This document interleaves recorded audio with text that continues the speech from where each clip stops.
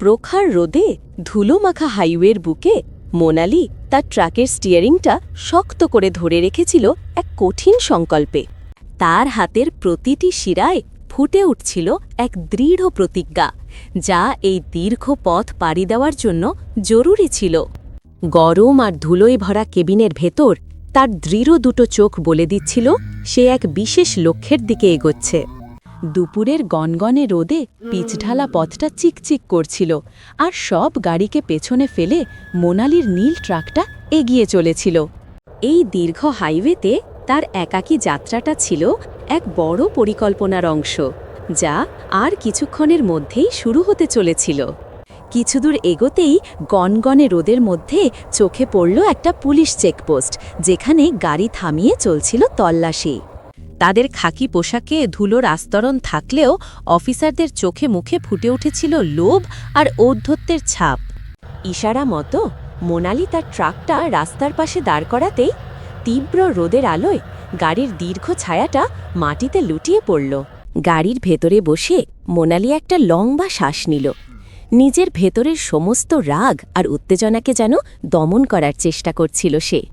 একজন অফিসার জানালার কাছে ঝুঁকে এসে রুক্ষ গলায় কথা বলতে শুরু করল। তার চোখে ছিল স্পষ্ট লোভের ঝলক।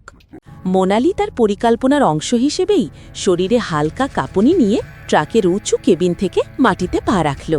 কাঁপা কাঁপা গলায় কথা বললেও কাগজগুলো দেওয়ার সময় তার চোখের স্থির দৃষ্টি এক মুহূর্তের জন্য সরেনি। অফিসারটি সন্দেহের চোখে কাগজগুলো দেখতে লাগল, যেন সে কোনো একটা খুঁত খুঁজে বের করার চেষ্টা করছে। চেকপোস্ট থেকে একটু দূরে দাঁড়িয়ে থাকা কিছু গ্রামবাসী আর ড্রাইভার ভয় মেশানো চোখে চুপচাপ সব দেখছিল। ভিড়ের মধ্যে থাকা একজন বয়স্ক ড্রাইভার অসহায়ভাবে মাথা নেড়ে মোনালিকে যেন ইশারায় চলে যেতে বলছিলেন। কাগজগুলো ফেরত দেওয়ার নাম করে অফিসারটি অবজ্ঞার হাসি হেসে সরাসরি চাকা দাবি করে বসল। তার কুৎসিত হাসিতে মিশেছিল বিষ, যখন সে পরিষ্কারভাবে ৫,০০০ টাকা ঘুষ দাবি করল। এই দৃশ্য দেখে বাকি অফিসারগুলো মোনালির অসহায়ত্ব নিয়ে অট্ট হাসিতে ফেটে পড়ল। মোনালি তখনও অভিনয়টা চালিয়ে যাচ্ছিল আর অসহায় ভাব দেখিয়ে জানতে চাইছিল কেন এই টাকা দিতে হবে। কিন্তু পরমুহূর্তেই তার অসহায় ভাবটা মিলিয়ে গিয়ে শিরদাঁড়া সোজা করে সে জানিয়ে দিল এই অন্যায়ের শেষ সে কোর্টেই দেখবে। কোর্টের কথা শুনে অফিসারটির মুখ লজ্জার বদলে মুহূর্তের মধ্যে হিংস্র রাগে লাল হয়ে উঠল। সে মোনালির খুব কাছে এসে দাঁড়াল এবং শারীরিক শক্তি দেখিয়ে তাকে ভয় দেখানোর চেষ্টা করল। অপমানে মোনালির হাত দুটো শক্ত হয়ে এলেও তার আসল উদ্দেশ্য হাসিল হচ্ছিল, কারণ ভেতরের রেকর্ডিং ডিভাইসটি চালু ছিল। মেয়ে হয়ে ট্রাক চালানোর অপরাধে সে মোনালিকে অপমান করে আর গাড়ি বাজেয়াপ্ত করার হুমকি দেয়। তার প্রতিটি কথা ছিল অন্যায় আর মিথ্যে যুক্তিতে ভরা, যার একমাত্র উদ্দেশ্য ছিল মোনালিকে ভয় দেখানো। চাপ আরও বাড়ানোর জন্য প্রধান অফিসারটি বাকিদের ট্রাকে অবৈধ কিছু আছে কিনা তা তল্লাশি করার নির্দেশ দিল। হঠাৎ একজন অফিসার মোনালির হাত থেকে পার্সটা প্রায় ছিনিয়ে নিল, আর তাতে থাকা যন্ত্রটার কথা ভেবে মোনালির ভেতরটা কেঁপে উঠল। অন্য আরেকজন অফিসার মাটিতে রাখা মোনালির ছোট ব্যাগটা খুলে দোষের কিছু খোঁজার জন্য ঘাঁটতে শুরু করল। চরম উত্তেজনায় মোনালির বুকের ভেতরটা এমনভাবে ধুকপুক করছিল যে তা বাইরে থেকেও প্রায় বোঝা যাচ্ছিল। তার পরিকল্পনার সবচেয়ে গুরুত্বপূর্ণ মুহূর্ত ছিল এটা, যেখানে একটা ছোট্ট ভুলেই সব শেষ হয়ে যেতে পারত। ব্যাগ থেকে পাওয়া ছোট্ট ধাতব যন্ত্রটা হাতে নিয়ে অফিসারটি অবাক হয়ে ভাবছিল এটা আসলে কী জিনিস। সে বুঝতেও পারেনি যে তার হাতে ধরা ওই ছোট্ট যন্ত্রটাই তাদের ধ্বংসের কারণ হতে চলেছে। এক মুহূর্তের জন্য মোনালির মনে হলো হয়তো পুরো পরিকল্পনাটাই ভেস্তে যেতে বসেছে, কিন্তু পরক্ষণেই সে নিজেকে সামলে নিল, কারণ খেলাটা এখনো শেষ হয়ে যায়নি। কিছু না পেয়ে এবার দুজন অফিসার ট্রাকের কেবিনের ভেতরে উঠে সব কিছু তছনছ করে তল্লাশি চালাতে শুরু করল। বাইরে দাঁড়িয়ে থাকা মোনালির কপাল বেয়ে ঘাম ঝরছিল, কিন্তু তার হাত দুটো ছিল নিজের পকেটের খুব কাছে। সে শুধু সঠিক সময়ের জন্য অপেক্ষা করছিল, যখন সে তার শেষ চালটা দেবে। অবশেষে তার একটা হাত খুব ধীরে ধীরে পকেটের ভেতরে চলে গেল আর আঙুলগুলো ছুঁয়ে ফেলল লুকানো আইডি কার্ডটা। এই একটা কার্ডই ছিল তার আসল পরিচয়, যা দিয়ে এই পুরো খেলার মোড় ঘুরে যাবে। ট্রাক থেকে কিছুই না পেয়ে হতাশ অফিসার দুটো নিচে নেমে এসে কাঁধ ছাকিয়ে জানিয়ে দিল তল্লাশি শেষ। তারা তখনও জানত না যে তাদের সময় প্রায় শেষ হয়ে এসেছে। এবার প্রধান অফিসারটি অধৈর্য হয়ে আবার এগিয়ে এলো। তার লক্ষ্য ছিল একটাই, ঘুষের টাকা আদায় করা। সে ভেবেছিল এবার হয়তো মেয়েটা ভয় পেয়ে টাকাটা দিয়েই দেবে। কিন্তু এবার মোনালির হাত পকেট থেকে বের করে আনল তার আসল পরিচয়পত্র, যা রোদের আলোয় ঝলসে উঠল। একটা জোরালো শব্দ করে সে আইডি কার্ডটা সামনের টেবিলে রাখল। তার মুখে ভয়ের আর কোনো চিহ্নই ছিল না। তার চোখে ছিল সেই আগুন যা দেখে দুর্নীতিবাজদের বুক ভয়ে কেঁপে ওঠে। আইডি কার্ডটা দেখার সাথে সাথেই চারজন অফিসারের মুখ থেকে রক্ত সরে গেল। তাদের চোখে ছিল চরম অবিশ্বাস আর আতঙ্ক। যাকে তারা নিরীহ ভেবেছিল সে আসলে ছিল এক উচ্চপদস্থ পুলিশ অফিসার। তারপর মোনালির শান্ত অথচ দৃঢ় কণ্ঠস্বর ঘোষণা করল তার আসল পরিচয়, এসিপি মোনালি ঠাকুর। হতভম্ব অফিসারদের অলক্ষ্যেই সে তার লুকানো ফোনটা দিয়ে ব্যাকআপ টিমকে আসার সংকেত পাঠিয়ে দিল। তার একটা ছোট্ট ইশারাই ছিল যথেষ্ট এই দুর্নীতির জালটাকে ছিঁড়ে ফেলার জন্য। সংকেত পাওয়ার কিছুক্ষণের মধ্যেই হাইওয়ের অন্য প্রান্ত থেকে সাইরেন বাজিয়ে ছুটে আসতে লাগলো একাধিক গাড়ি। গাড়িগুলো তীব্র গতিতে এসে চেকপোস্টের সামনে থামতেই ভেতর থেকে লাফিয়ে নামল সিবিআই আর অ্যান্টি কারাপশন ব্যুরোর অফিসাররা। দুর্নীতিগ্রস্ত অফিসারদের গ্রেপ্তারের জন্য পুরো টিম প্রস্তুত হয়ে গিয়েছিল। অপারেশনের নেতৃত্বে থাকা মোনালি একটা ইশারায় আশা টিমকে দুর্নীতিগ্রস্ত অফিসারদের ঘিরে ফেলার নির্দেশ দিল। এতক্ষণ যে অসহায় ট্রাক ড্রাইভার সেজেছিল সেই মোনালি এখন পুরো অপারেশনের নেতৃত্ব দিচ্ছিল।